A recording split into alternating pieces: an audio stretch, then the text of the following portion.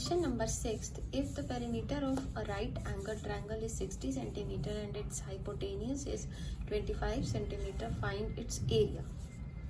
इस क्वेश्चन में हमें एक राइट एंगल ट्रायंगल दिया हुआ है और जिसका पेरीमीटर 60 सेंटीमीटर है। हाइपोटेनियस की लेंथ दी हुई है 25 सेंटीमीटर और यहाँ हमें इस ट्रायंगल की एरिया निकालनी है। ठीक है, तो हाइपोटेनियस 25 सेंटीमीटर है, बेस हमें पता नहीं है, तो ऐसा करते हैं, हम कंसीडर कर लेते हैं कि बेस x है। Let the base BC of triangle ABC equal to x.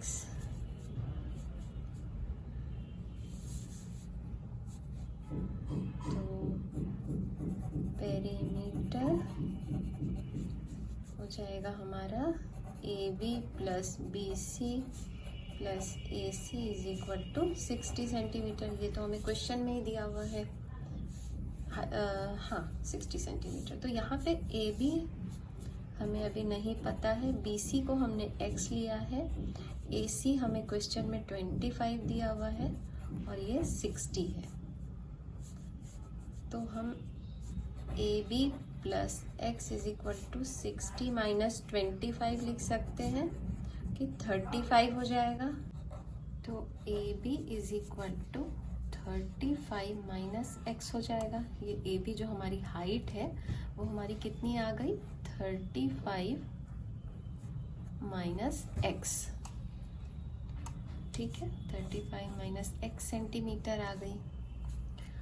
अब हम अगर इस ट्रायंगल में पाइथागोरस थ्योरम का यूज करें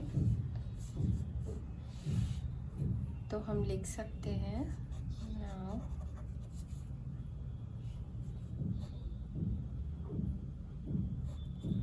AB square plus BC square is equal to AC square. ऐसा लिख सकते हैं हम, क्योंकि अब ये दोनों x के टर्म में है, ये x है और ये 35 माइनस x है, तो हमें x की वैल्यू निकालने में अब इजी हो जाएगा। तो AB हो जाएगा हमारा 35 माइनस x पर होल स्क्वायर प्लस BC है x पर whole square is equal to AC है 25 का whole square.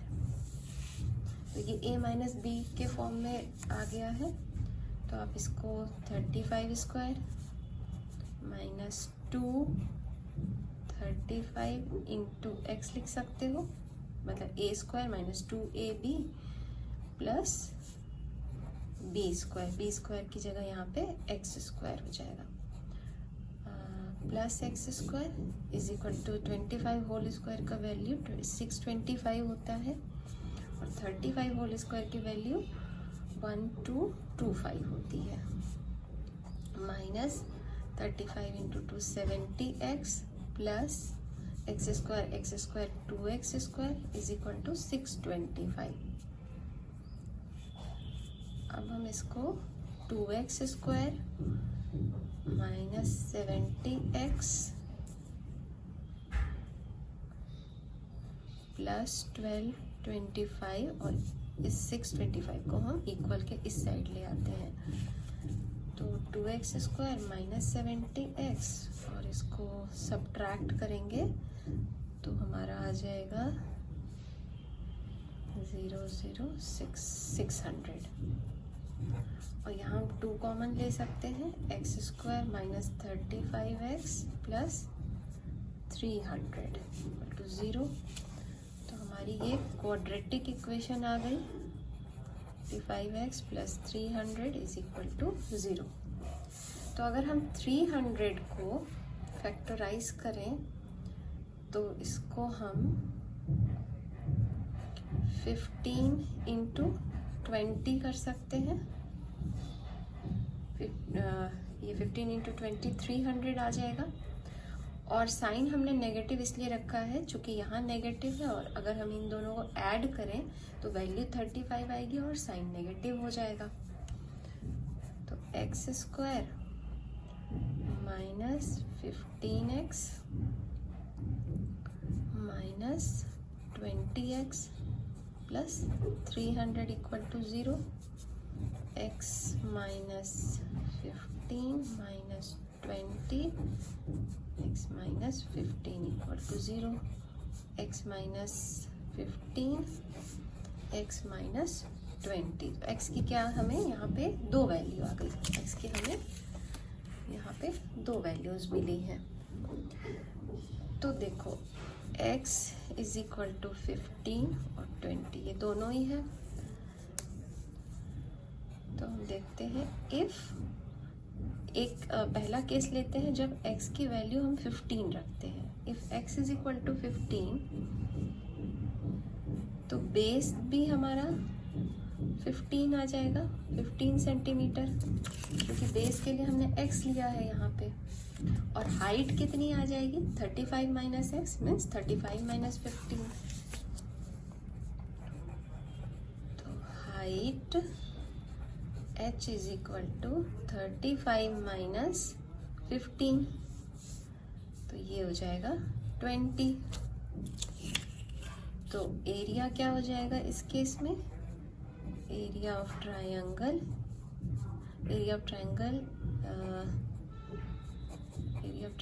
A B C is equal to जाएगा हाफ बेस इंटू हाइट होता है। तो हाफ बेस हो गया हमारा 15 और हाइट हो गई 20।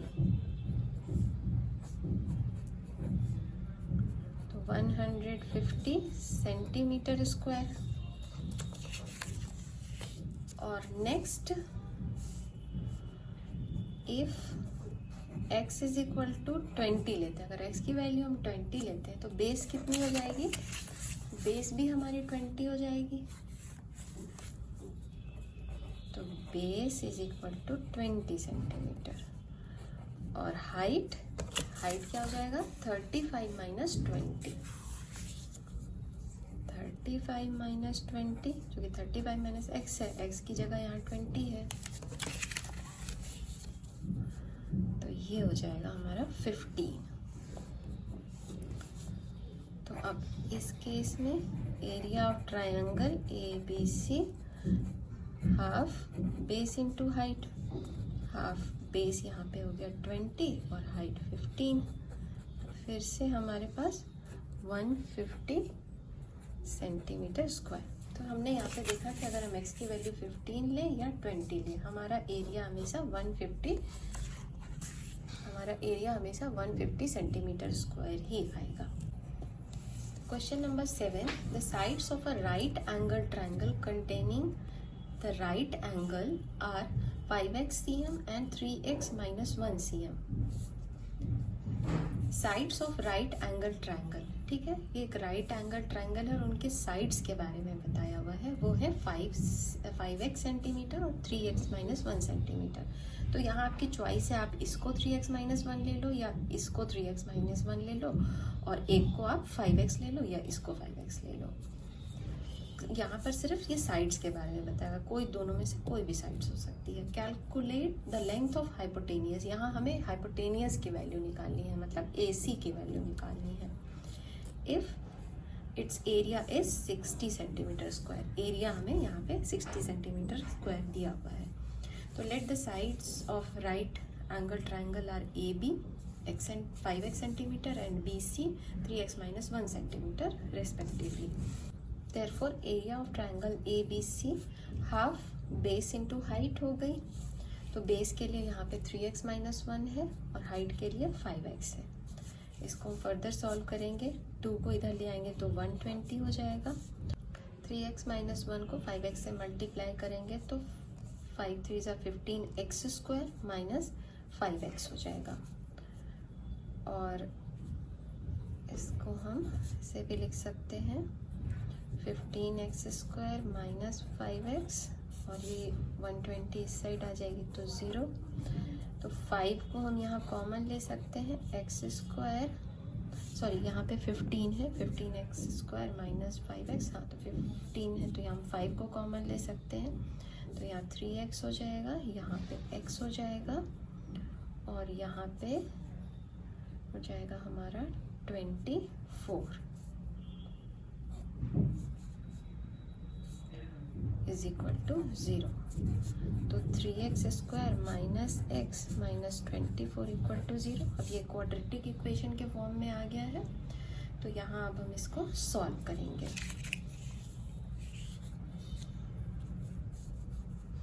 इसको अब हम ऐसे लिख सकते हैं 3x square minus 9x plus 8x, minus 9x plus 8x is equal to minus x हो जाएगा, माइनस 24 इज इक्वल टू 0। और यहाँ से 3 कॉमन लेंगे तो x माइनस प्लस 8 कॉमन लेंगे तो 0। यहाँ पे हम 3x कॉमन लेंगे, ठीक है। तो हमारे पास दो वैल्यू आ गई, 3x x minus 3x plus 8 equal to 0। तो x इज इक्वल टू 3 और दूसरी वैल्यू आई माइनस 8/3। तो ये वाली हम वैल्यू नहीं लेंगे क्योंकि ये हमारा नेगेटिव में नहीं आ सकता है डिस्टेंस। तो हम x की वैल्यू 3 लेंगे। तो यहाँ हमें लेंथ ऑफ हाइपोटेनियस इस वाले ट्रायंगल की बतानी है। तो लेंथ ऑफ हाइपोटेनियस के लिए अब हम ये x की वैल्यू यहाँ 3x माइनस 1 और 5x में पुट करेंगे। तो here AB is equal to हमने 5x लिया था, तो अब x की वैल्यू यहाँ पुट करते हैं। 5 इंटू 3 15 आ गया और BC की वैल्यू 15 सेंटीमीटर और BC की वैल्यू हो जाएगी 3x minus 1।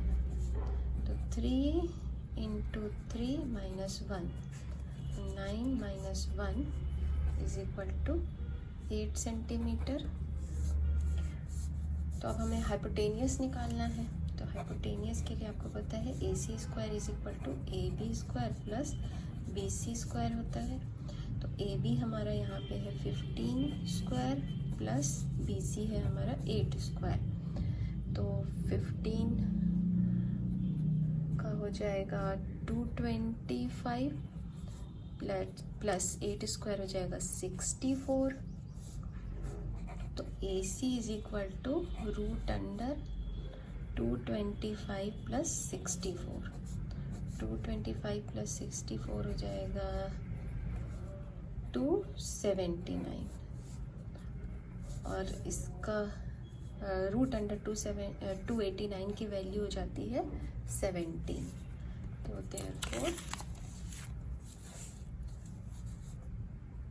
therefore AC is equal to 17 centimetre. Means हमारी जो हाइपोटेनियस है,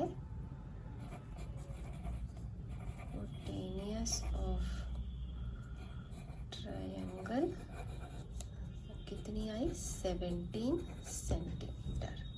question number 8, in the adjoining figure ABC is an isosceles right angle triangle।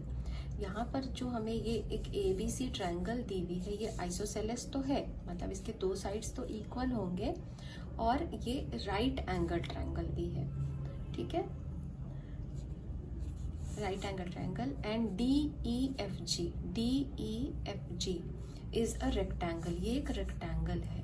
तो क्वेश्चन में हमें दिया हुआ है कि AD इक्वल टू AE, मतलब ये वाली जो यहाँ से यहाँ तक की लेंथ है ये इसके इक्वल है, और DB इक्वल टू EC है। तो इसलिए यहाँ DB equal to EC equal to 4 centimetre. तो ये 4 है, इधर भी 4 है और ये यहाँ 3 है और यहाँ भी AD और AE इक्वल है।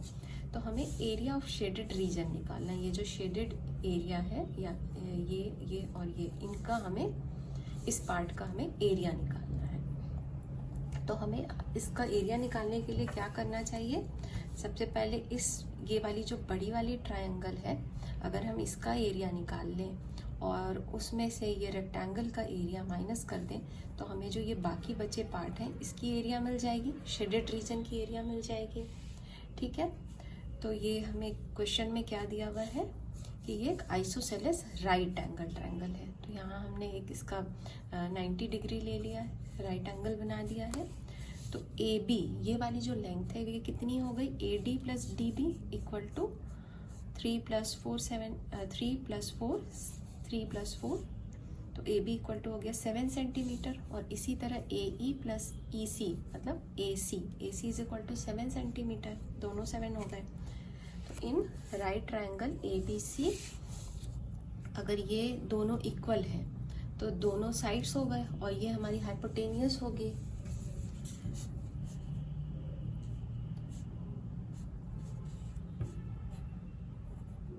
BC square is equal to AB square plus AC square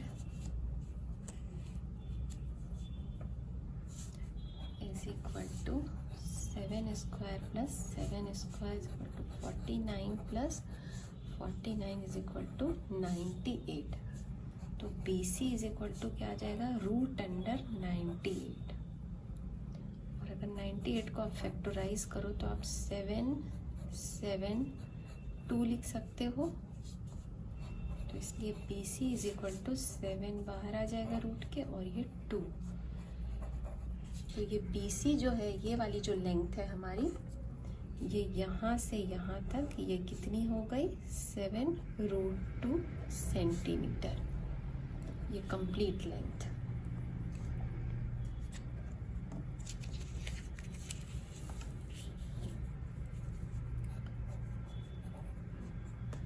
अब ये जो यहाँ पे ये पूरी राइट एंगल ट्रायंगल है, तो क्या यहाँ पे ये रेक्टेंगल का ये स्ट्रेट लाइन है, तो ये जो इतना सा पार्ट है ये भी एक राइट एंगल ट्रायंगल ही होगा, आइसोसेलेस राइट एंगल ट्रायंगल, क्योंकि ये दोनों साइड्स इक्वल है।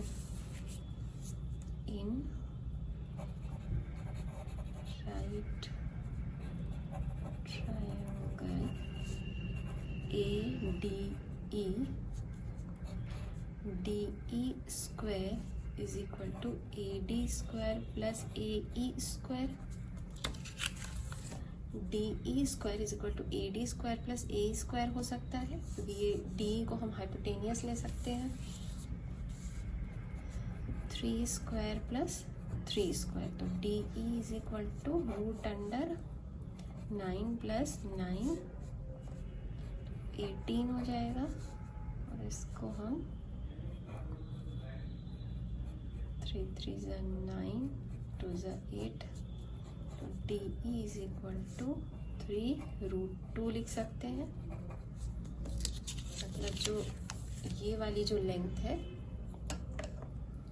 ये यहाँ से यहाँ तक 3√2 आ रहा है। ठीक है,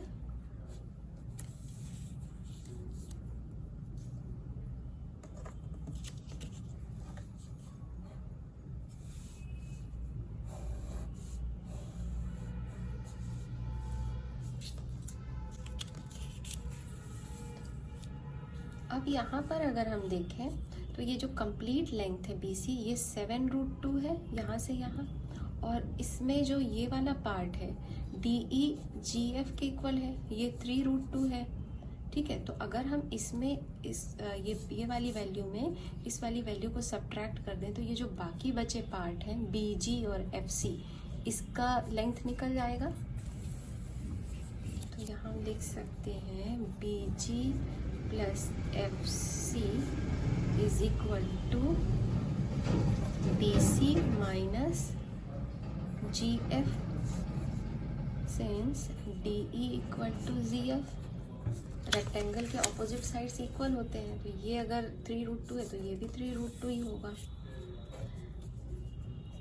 तो BC हमारा कितना है 7√2 और GF कितना है 3√2, इन दोनों को सब्ट्रैक्ट करेंगे तो 4√2 आ गया। तो ये जो यहाँ से BG और FC की वैल्यू 4√2 आ गई है हमें। अब बच्चों यहाँ पे देखो BG और FC ये जो है ये कंप्लीट एक आइसोसेलेस ट्रायंगल है। डी बी ई सी के इक्वल है, ये भी 4 है और ये भी 4 है। और जो ये यहाँ से एक परपेंडिकुलर ड्रॉप हो रहा है, या ये वाली जो साइड है डी जी, वो ई एफ, ये दोनों भी इक्वल होंगे, क्योंकि ये रेक्टेंगल के ऑपोजिट साइड्स हैं। तो ये साइड इक्वल, इन दोनों ट्रायंगल में ये दोनों साइड्स इक्वल हैं, ये दोनों साइड्स इक्वल हैं, तो ये वाली साइड्स भी इक्वल ही आ जाएगी, बी जी और एफ सी। तो इसलिए हम लिख सकते हैं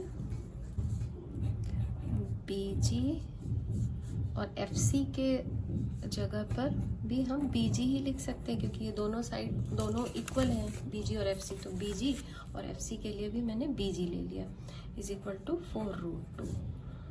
तो B G is equal to 2bg is equal to 4√2। तो B G is equal to 4√2/2, तो 2, तो 2√2। बी जी हमारी 2√2 आ गई। अब हम इस ट्रायंगल को कंसीडर करते हैं बी डी जी को। तो इस ट्रायंगल में ये 4 हाइपोटेनियस हो जाएगा। बी जी जो है ये हमारी इस राइट एंगल ट्रायंगल का एक साइड हो जाएगा, तो ये वाला साइड हमारा इजीली निकल आएगा पाइथागोरस थ्योरम को यूज़ करके। तो इसलिए हमने 4 square is equal to 2√2 square लिया और डी जी स्क्वायर लिया हुआ है यहाँ पे, ये डी जी स्क्वायर। तो फिर D G is equal to √16, ये 4 4 से 16 माइनस 2√2 स्क्वायर आ जाएगा, और इसको सॉल्व करेंगे तो √8 आ जाएगा, और √8 को हम 2√2 सेंटीमीटर लिख सकते हैं। तो इस तरह से हमें डी जी की वैल्यू मिल गई। अब इस रेक्टेंगल की हमें दोनों साइड्स मिल गई हैं, डी ई भी मिल गई है और डी जी भी मिल गई है। तो अब हम इसकी एरिया निकाल सकते हैं। तो area of rectangle is equal to 3√2 into 2√2, तो ये 6 इंटू 2 12 सेंटीमीटर स्क्वायर हो जाएगा। Area of triangle A B C, इस वाले जो कंप्लीट ट्रायंगल है इसका एरिया कितना आ जाएगा, हाफ बेस इंटू हाइट। तो हाफ बेस कितना है, ये भी 7 है, सॉरी ये मान लो, हाँ, या ये भी ले सकते हैं कोई भी एक साइड। ये बेस है 7, तो दूसरी साइड हाइट हो जाएगी, तो वो भी 7। 49/2 मीन्स ये हो जाएगा हमारा 24.5 centimetre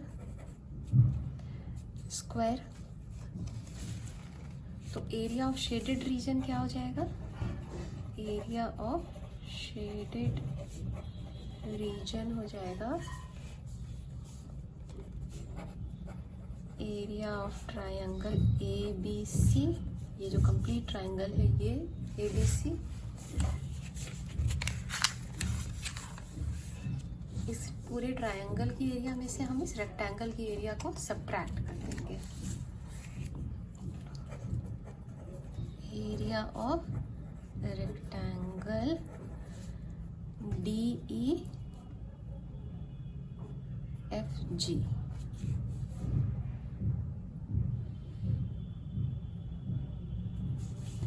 is equal to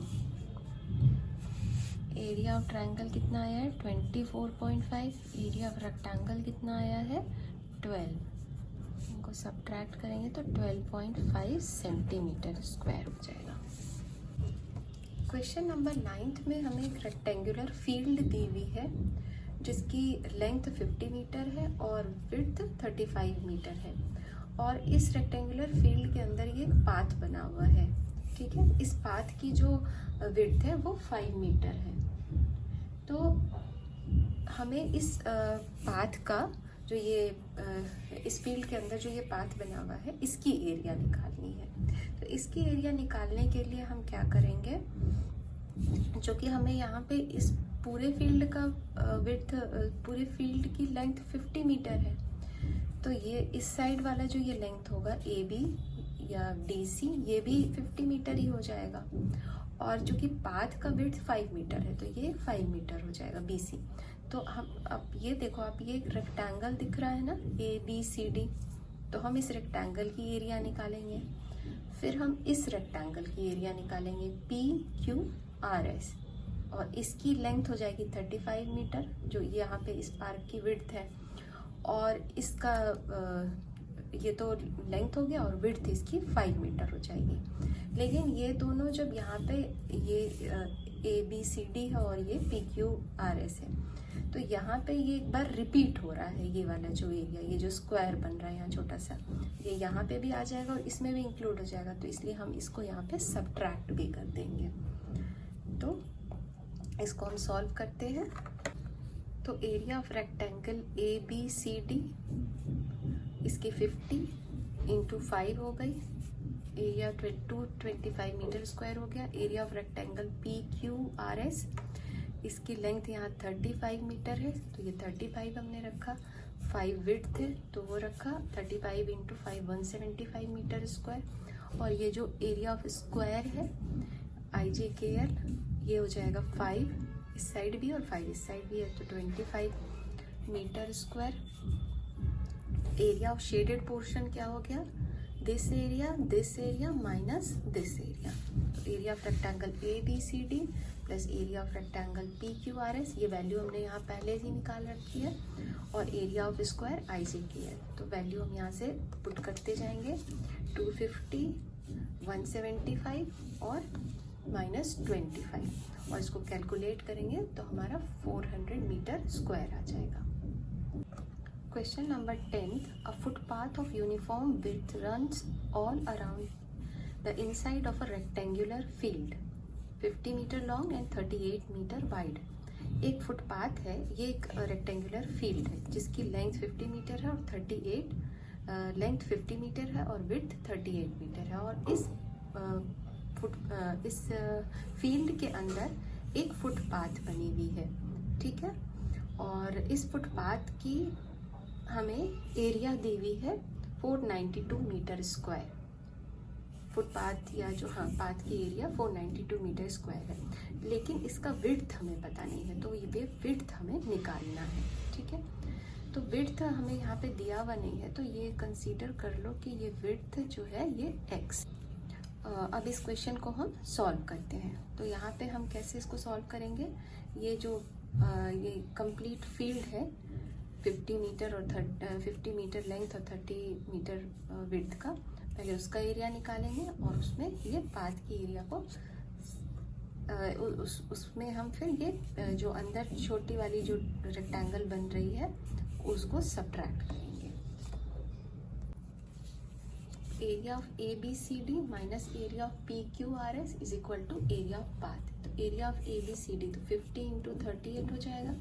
area of PQRS देखो, तो इसकी जो लेंथ है ये वाली हुई, तो लेंथ RS है, तो इसमें सब्ट्रैक्ट क्या हो जाएगा, x सब्ट्रैक्ट हो जाएगा, जो कि x यहाँ 50 में से हम x को सब्ट्रैक्ट कर देंगे, और ये चूँकि इधर भी है x इधर भी है x, तो 50 माइनस 2x हो जाएगा, 50 माइनस 2x हो जाएगा ये वाला। और ये वाला पोर्शन जो कि यहाँ से यहाँ 38 है, तो 38 में ये वाली x, यहाँ पर जो ये x है इधर सब्ट्रैक्ट हो जाएगी और इधर भी सब्ट्रैक्ट हो जाएगी, तो ये हो जाएगा 38 माइनस 2x। और एरिया ऑफ पाथ हमें क्वेश्चन में ही दिया हुआ है 492, तो वो हम यहाँ पे लिख लेंगे 492।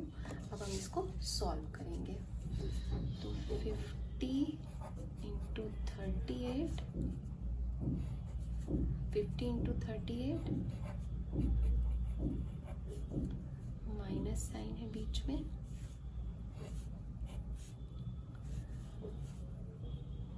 Minus 2x into 38 minus 2x into 50 minus minus plus 4x square, 2x into 2x is equal to 492। अब ये 50 इंटू 38 माइनस साइन है 50 इंटू 38, तो ये दोनों कैंसिल हो जाएंगे, और यहाँ 38 into 2 76x minus 100x plus 4x square is equal to 492।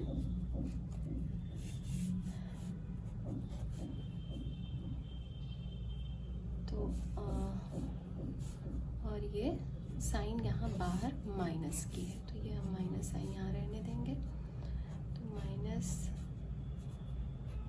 176x plus 4x square is equal to 492। तो ये माइनस माइनस प्लस हो जाएगा, 176x minus 4x square is equal to 492।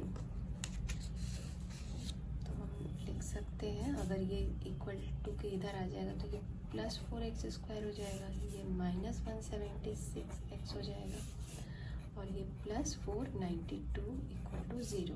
अब यहाँ पर हम 4 को कॉमन ले सकते हैं, तो x square minus 44x plus 123 equal to 0 हो जाएगा। तो हमारा जो क्वाड्रेटिक इक्वेशन है ये x square minus 44x plus 123 equal to 0 हो जाएगा। अब 123 को अगर हम फैक्टराइज करें तो 41 इंटू 3 कर सकते हैं, 3 1 ज़ा 3, 4 3 ज़ा 12, 123, और यहाँ पे साइन चूँकि नेगेटिव है तो ये दोनों नेगेटिव हो जाएंगे। तो x square minus 41x minus 3x plus 123 equal to 0। So x minus 41 minus 3x minus 41 equal to 0, x minus 41 x minus 3 equal to 0। तो x की हमारे पास दो वैल्यू आ रही है, 41 और 3। तो 41 को अगर हम यहाँ पे कंसीडर करेंगे तो इस डायग्राम में आप देखो ये वाली साइड 38 है, 38 में से हम 41 और 41 को सब्ट्रैक्ट नहीं कर सकते, इसलिए ये 41 वैल्यू एक्सेप्ट हम नहीं करेंगे। तो इस वाली वैल्यू को हम छोड़ देंगे। तो x is equal to 3, x is equal to 3 को हम कंसीडर करेंगे तो हमारी पार्क की रेक्टेंगुलर फील्ड की विड्थ हो गई, विड्थ ऑफ रेक्टेंगुलर फील्ड जो है हो जाएगा 3 मीटर।